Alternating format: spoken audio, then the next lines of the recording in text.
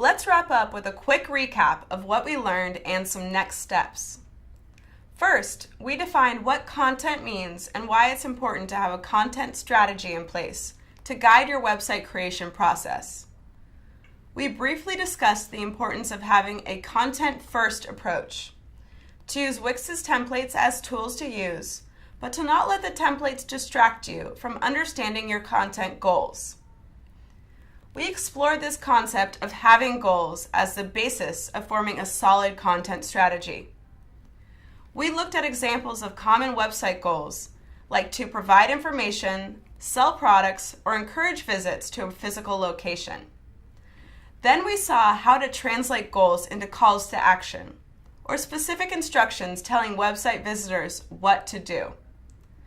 Then we looked at how to know what content a website should include, based on a list of popular content types.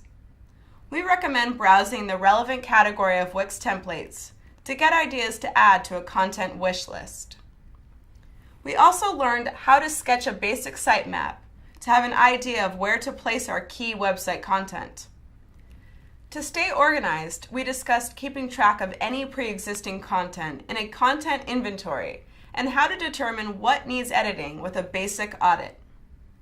Finally, we looked at some tips for creating good, successful web content that speaks to an audience, uses consistent messaging, and encourages visitors to take action. We suggested keeping track of what's needed as a to-do list. So after watching this class, you may feel like starting over from a different Wix website template. Good news! You can always save a copy of your existing site and work on a different template, then compare the two later. That's the beauty of taking a content-first approach. Your content exists on its own and can be placed inside whatever website layout you want. The substance itself shouldn't change too much.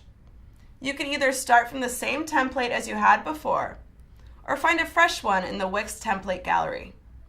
Remember, the templates should work for you, not the other way around. It's never too late to decide your website could use a good kick in the pants.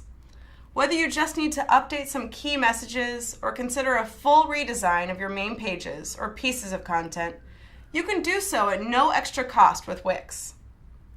Finally, I'll leave you with some next steps to take. Be sure to complete all the action items presented in this class.